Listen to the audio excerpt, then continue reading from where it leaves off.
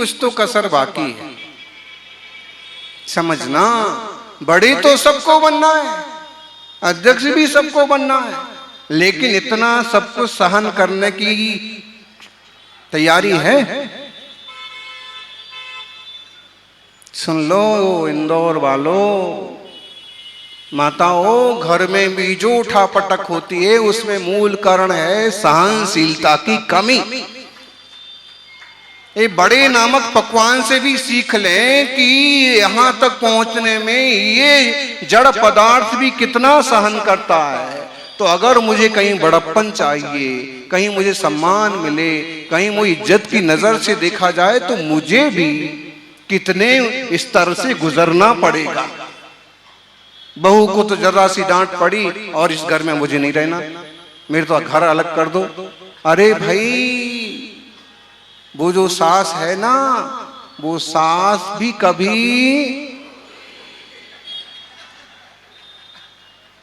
लेकिन उसने अपनी माँ की सेवा की, ससुर की सेवा की, परिवार की सेवा की। आज पूरा परिवार उसके हाथ में है और आज तुम्हें 2 शब्द बोल दिए तो तुम बुरे लगते हैं। अरे 10 शब्द भी सुनना पड़े तो भी मां मान करके सुनो, सीखो, समझो। एक दिन वो आएगा कि आपके हाथ में पूरा परिवार होगा। जिसके हाथ में लोई, लोई मतलब अब इनको बताने की जरूरत नहीं है। तो गुजरात वालों को, महाराष्ट्र वालों को जब कहते थे लोई मतलब, तो चक्कर में पड़ जाते थे।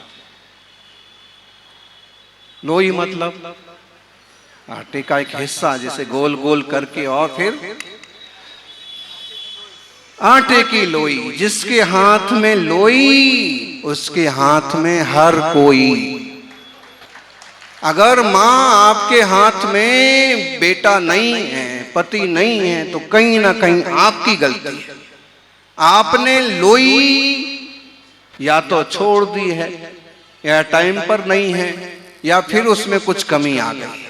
नहीं तो भोजनशाला आप में हाथ में है और घर में ही भोजन बने। और जब तक बाहर का खाने की आदत ना लगे, तब तक परिवार में विसंवाद खड़ा नहीं हो सकता। उसको पता है भोजन करने तो यही आना है। घर वाली ने 4 बातें सुना भी दी तो अभी वो कुछ नहीं कहेगा। क्यों? और जब उसका बुखार कम होगा तो ये भी 4 बातें सुना देगा। लेकिन दोनों ही को बुखार एक साथ आ जाए, इसलिए आत्म करो परित्यज्य, थोड़ी सहनशीलता बढ़ाओ। स्पंदन बहुत ज्यादा मत करो, थोड़ा धैर्य रखो। पर दृष्टिम विशोधयेत्, विपर दृष्टि विशोधन करो जो हमारे लिए अनुपयुक्त है। ऐसे क्रोध, मान, माया, लोभ, विकारी भाव, उनका शोधन करो, उनको दूर रखो। शोधन करो भैया, जाओ महाराज जी का आहार का शोधन करो। अब उनको कह दिया कि शोधन करो, कर दिया और हो गया महाराज जी का अंतराय। फिर पूछा क्यों भाई, तुमने शोधन किया था? किया था। क्या किया था? आपने कहा था देख देख के देना, मैंने देख देख के दिया। अंतराय कैसे हो गया? बाल आ गया। बाल कैसे आया? मैंने देख देख करके बाल भी दे दिया। शोधन करो का मतलब देख देख के तो देना, लेकिन जो अनुपयुक्त वस्तु हो उसको निकाल देना। केस हो तो निकाल दो, जीभ हो तो निकाल दो। रास्ते से ले रहे हैं, मेढक चूहा कहीं पड़ा हुआ है, वहां से मत ले जाओ, उसको अलग कर दो, नहीं तो तुम्हारे घर तक ही नहीं पहुंचे। शोधन करो। ऐसे ही अपने भीतर जो विकार पैदा हो रहे हैं उनका शोधन करो। शोधन करो मतलब जानो, देखो, निकालो। सौभाग्यशाली हो। आत्म कर्म परित्यज्य पर दृष्टिम विशोधयेत् यतीनाम ब्रह्मनिष्ठानाम किम तया पर चिंतया। जो ब्रह्मनिष्ठ यति हैं उनको औरों की चिंता करने से क्या फायदा। जो धर्मात्मा जीव हैं दुनियादारी के प्रपंच रखने से क्या फायदा। जो उपयुक्त है, जरूरी है, उतना कार्य करें। इससे जुड़ा हुआ एक श्लोक इसमें और है चिंतया नश्यते ज्ञानम, चिंतया नश्यते बलम, चिंतया नश्यते बुद्धिर, व्याधि भवति चिंतया। बहुत ज्यादा चिंता करने से फायदा क्या होगा? क्या फायदा होगा?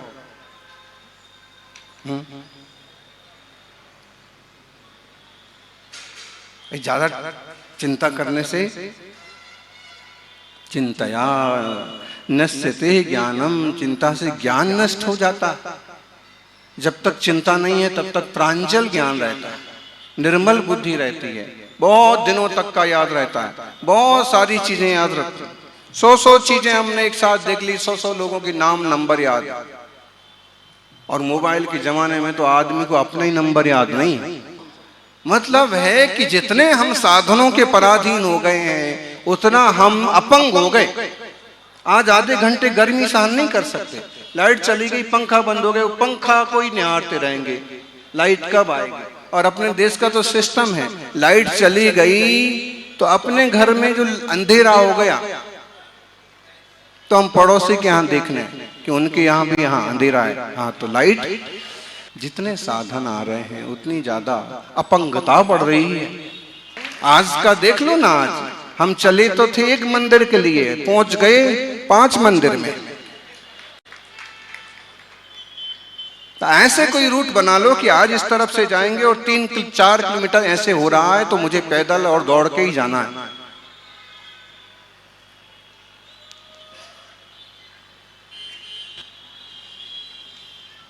चिंतया, फिजूल की चिंता मत करिए। चिंतया नश्यते ज्ञानम, चिंतया नश्यते बलम, बल भी चिंता से नष्ट हो जाता है।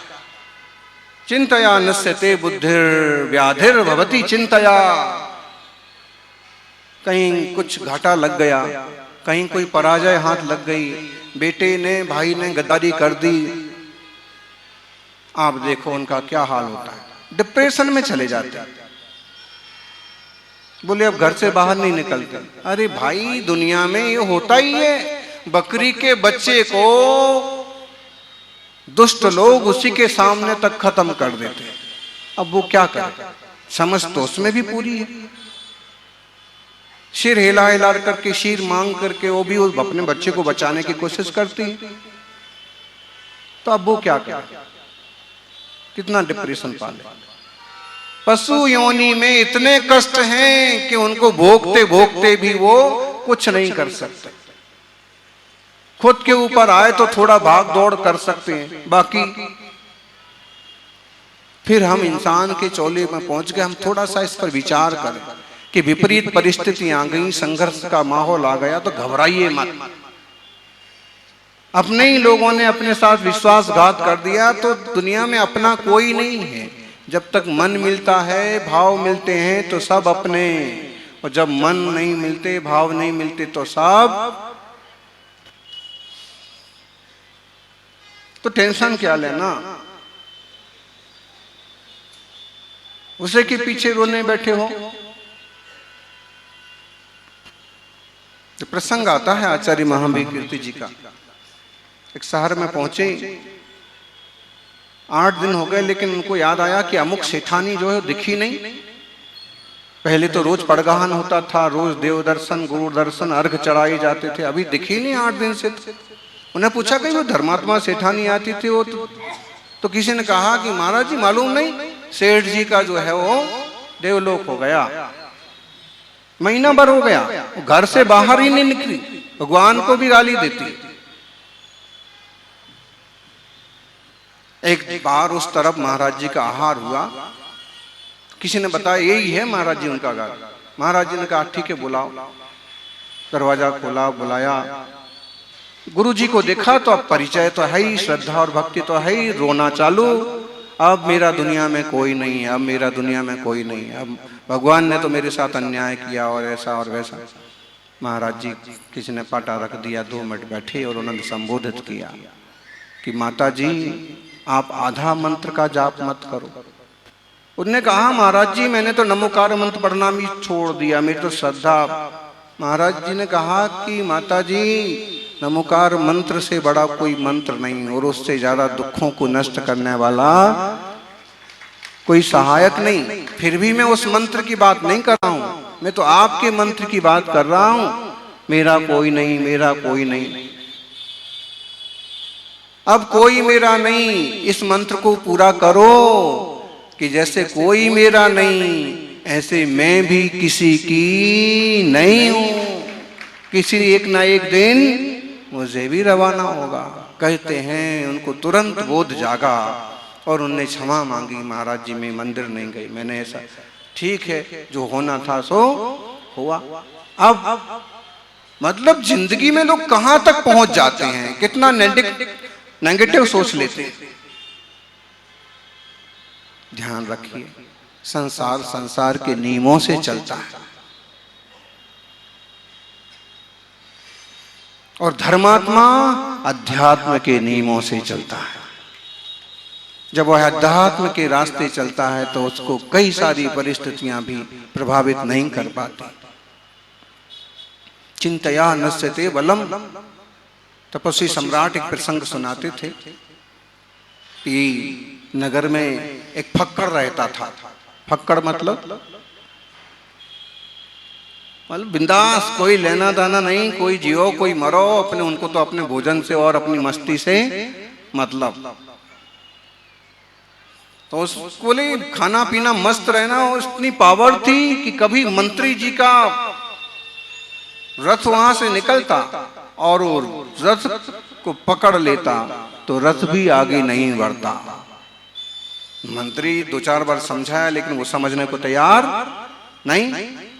मंत्री ने सोचा कि बेचारे भोले आदमी को तो दंड तो क्या दें, लेकिन उसने कहा कि देख भाई तो जो करता है सो ठीक है, लेकिन अब आज से तुझे एक काम सौंप देते हैं।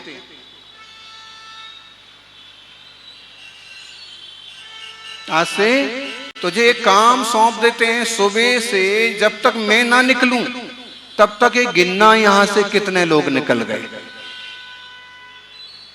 कहते हैं जब 8वें दिन मंत्री जी वहां से निकले और उसने फिर वही रथ पकड़ने की कोशिश की, लेकिन उसकी ताकत नहीं पड़ी। क्यों? क्यों? कितने लोग निकले, कितने लोग निकले? अब कौन निकलने वाला है? अब ऐसा तो नहीं कि मैं इधर मुंह करूं तब तक कोई निकल जाए। इतनी टेंशन में उसका बल छीन हो गया। बल छीन होता है, बुद्धि छीन होती है, इसलिए नो टेंशन ओनली अटेंशन।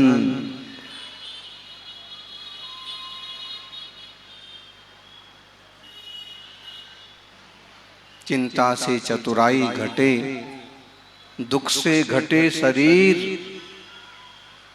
और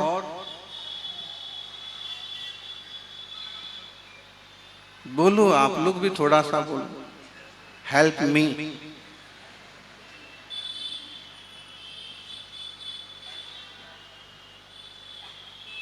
चिंता से चतुराई घटे, दुख से घटे शरीर, पापों से लक्ष्मी घटे, कह गई श्री महावीर। चिंता से चतुराई घट जाती है और दुख करने से शरीर घट जाता है। बोले महाराज जी इसी महीने इनका 5 किलो वजन कम हो गया। वजन कम करने का उपाय तो सीधा सच्चा है, रसों का मोह छोड़ दो, नमक और मीठे का मोह छोड़ दो तो वजन आपो आप लाइन पर आ जाएगा। आजकल इसकी भी दुकानें हो गई।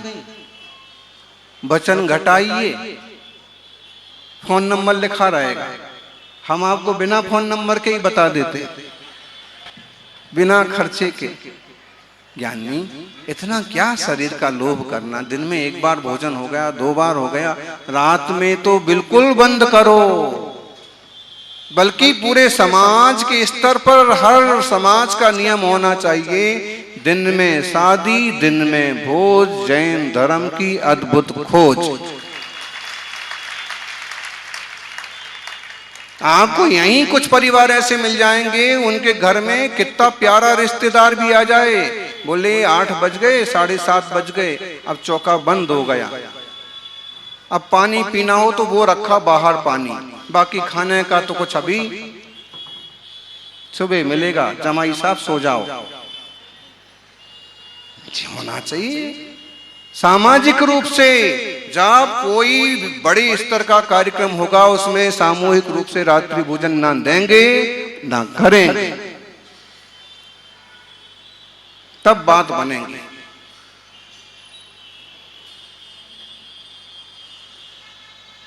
पूरी सामाजिक संसद को, समाजों को ऐसे नियम निश्चित करना चाहिए। व्यक्तिगत आपकी अलग परिस्थिति हो सकती है,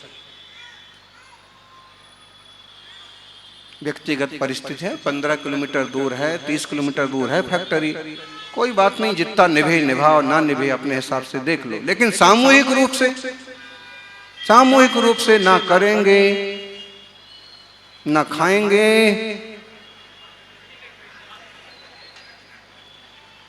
रात को। लेकिन ये ऐसा बोल रहे हैं धीरे से, खाएं ना खाएंगे लेकिन खाने तो देंगे। हाँ, थोड़ा थोड़ा चल ही रहा है, कोशिश तो ये हुई थी चालू कि ना खाएंगे ना खाने देंगे, तो भले ना खा रहे होंगे लेकिन खाने वाले तो, राजीव भाई समझ में तो नहीं आ रहा?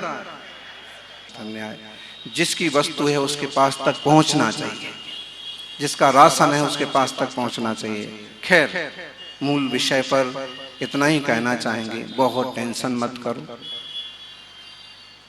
क्योंकि चिंता से चतुराई घटती है। जैसा कर्मों का योग है होगा, जो पर्याय का योग है उदय में आएगी। धैर्य रखेंगे, समता रखेंगे, निर्जरा हो जाएगी। चिंता से चतुराई घटे, दुख से घटे शरीर, दुख से दुखी ही आने वाला है। तत्वार्थ सूत्र जी का स्वाध्याय कर लो, 6वें अध्याय का। बोले दुख शोक तापा क्रंदन बद परिदेव दान्यात्म परो भय स्थानान्य सद्वेद्य से। असाता वेदनी के आश्रय कैसे होंगे? दुख करने से, परेशान रहने से, और दुख बढ़ेगा। जो है सो है, खुश रह लो।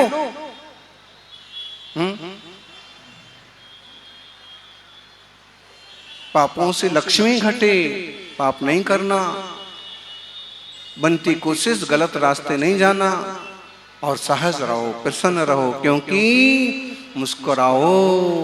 आपको क्या गम है? जिंदगी में टेंशन किसको कम है? जय बोलिए 24 तीर्थंकर भगवान की।